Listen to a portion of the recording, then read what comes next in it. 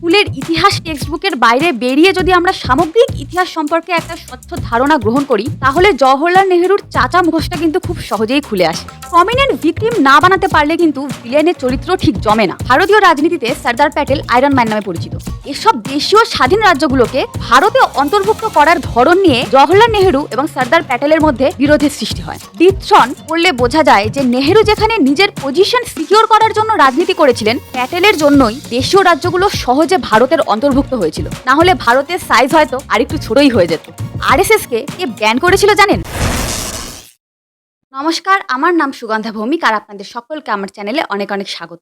তো রাজনীতি এমন একটা জিনিস যেখানে ম্যানিপুলেশন আর স্পেসিফিক স্ট্র্যাটেজির মাধ্যমে ক্ষমতা দখল করতে হয়।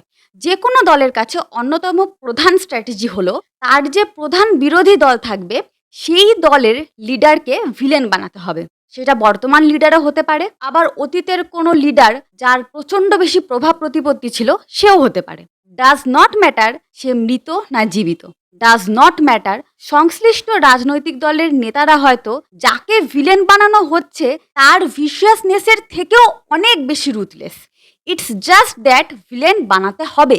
মানুষের মনে অপোজিট দল সম্পর্কে অ্যান্টিপ্যাথি তৈরি করতে হবে। আর ভারতীয় জনতা পার্টি অপোজিশনে থাকার সময় থেকেই এই ভিলেনের ফেস তৈরি করার কাজে মন দিয়েছিল, এবং সেক্ষেত্রে জওহরলাল নেহরুর থেকে ভালো ভিলেন আর কেই বা হতে পারে।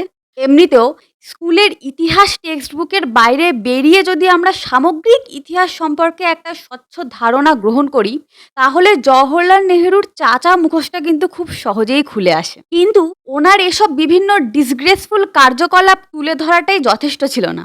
প্রমিনেন্ট ভিকটিম না বানাতে পারলে কিন্তু ভিলেনের চরিত্র ঠিক জমে না। ঠিক যেমন সিনেমায় আমরা দেখি প্রোটাগনিস্ট অন্যায়ের শিকার হওয়া সত্ত্বেও নিজের নৈতিক পথ ত্যাগ করছে না এবং দর্শক তাকে হিরো হিসাবে দেখছে, তেমনই ভারতের রাজনৈতিক চিত্রেও প্রোটাগনিস্ট আছে জওহরলাল নেহরুর অপোজিটে। ভারতীয় রাজনীতিতে সর্দার প্যাটেল আয়রন ম্যান নামে পরিচিত।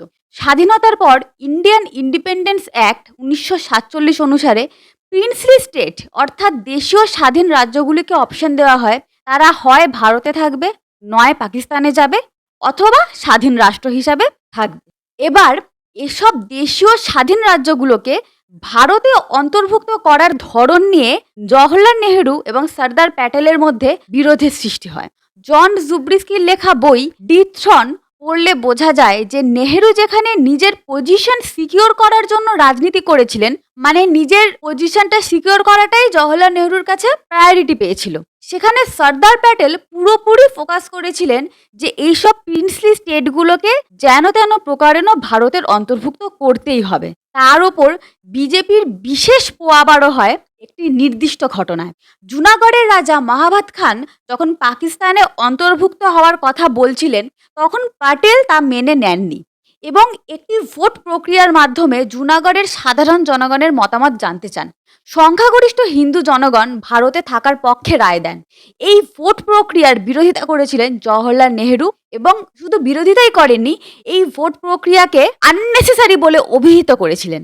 আরেকটা ঘটনা হলো ভরতপুর আর আলওয়ারের মহারাজারা মিও মুসলিমদের এগেনস্টে একটা সংগঠিত আক্রমণ প্ল্যান করছিল। এবার ভারতে অন্তর্ভুক্তিকরণের লক্ষ্যে সর্দার প্যাটেল সেই ব্যাপারটা ইগনোর করেছিলেন, কিন্তু নেহেরু সেই নিয়ে প্যাটেলের প্রবল সমালোচনা করেছিলেন। পরে প্যাটেলের চাপেই সেখানকার মিও মুসলিমরা পাকিস্তানে চলে যায়। এবার দেখুন প্যাটেলের কাজকর্ম কতটা নৈতিক ছিল সেটা অবশ্যই ডিবেটেবল, কিন্তু প্যাটেলের জন্যই দেশীয় রাজ্যগুলো সহজে ভারতের অন্তর্ভুক্ত হয়েছিল। না হলে ভারতের সাইজ হয়তো আরেকটু ছোটই হয়ে যেত। এবং এই অন্তর্ভুক্তিকরণের কাজ করতে গিয়ে বারে বারেই প্যাটেলকে মুসলিম কমিউনিটির অপোজিট সাইডে দাঁড়াতে হয়েছিল। তো সব মিলিয়ে এই যে মুসলিম কমিউনিটির বিপরীতে যাওয়া, নেহেরুর বিরোধিতা করা, দেশের ইউনিফিকেশনে অগ্রণী ভূমিকা নেওয়া এবং নেহেরুর সাথে বাকবিতণ্ডার জন্য প্রচণ্ডভাবে অপমানিত হয়ে হৃদরোগ বাঁধিয়ে বসা, তারপর হার্ট অ্যাটাকে মৃত্যু। প্যাটেলের এভাবেই মৃত্যু হয়। এই সব মিলিয়ে বিজেপির কংগ্রেস বিরোধিতার এক উজ্জ্বল অস্ত্র হয়ে ওঠে সর্দার বল্লভভাই প্যাটেল।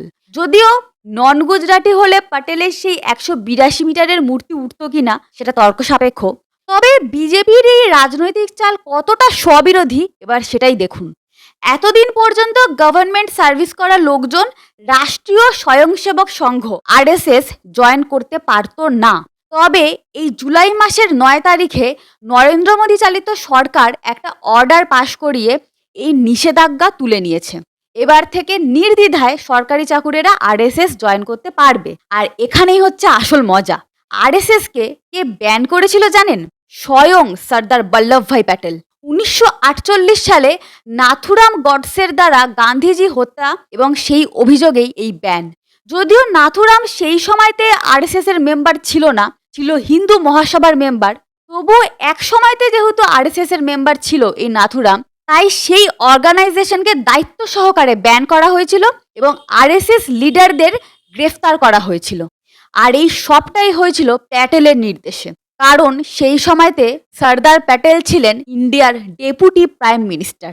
মানে ১৯৫০ সালে তো সংবিধান প্রকাশ্যে আসে, এবার প্রাইম মিনিস্টার তো নির্বাচনের মাধ্যমে হবে, তখনও অবধি নির্বাচন কন্ডাক্ট করা হয়নি, তার আগে একজনকে প্রাইম মিনিস্টার রূপে দায়িত্ব দেওয়া হয়। সেই দায়িত্বটাই পালন করেছিলেন সর্দার প্যাটেল এবং হোম মিনিস্টারও ছিলেন।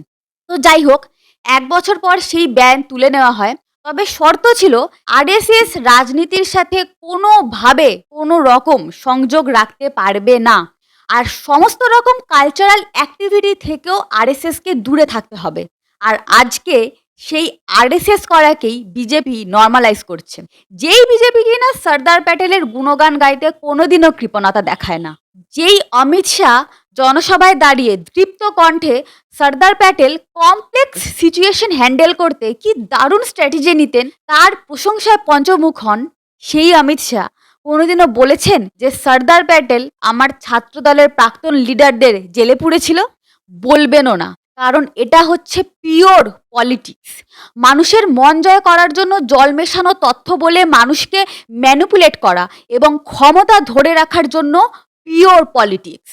আসলে কি জানেন তো, রাজনৈতিক দল যত আহারে বহরে বৃদ্ধি পাবে, নেতাদের লোভ তত বৃদ্ধি পাবে এবং একটা সময়তে গিয়ে এতটাই এথিক্সলেস সাইকোফ্যান্টে পরিণত হবে যে সবচেয়ে কাছের মানুষের সাথেও ধোঁকা করতে এদের হৃদয় কাঁপবে না। আর আপনি আমি তো কোন ছাড়। তাই যে কোনো রাজনৈতিক দলের ফ্যান বয় বা ফ্যান গার্ল হওয়ার আগে একটু মানুষগুলো সম্পর্কে জেনে নেবেন, কারণ এরা যে ফ্যান্ডমটা ক্রিয়েট করে এরা নিজেরাই সেই ফ্যান্ডমের সদস্য হয় না। ভিডিও কেমন লাগলো অবশ্যই জানাবেন, ভালো লাগলে একটা লাইক করে দেবেন, আর যদি মনে হয় যে চ্যানেলটা সাবস্ক্রাইব করার মতন তাহলে অবশ্যই বেল আইকনটা প্রেস করে অল করে দেবেন। আজকের মতো এখানেই বিদায় নিচ্ছি, দেখা হচ্ছে পরের এপিসোডে। ভালো থাকবেন।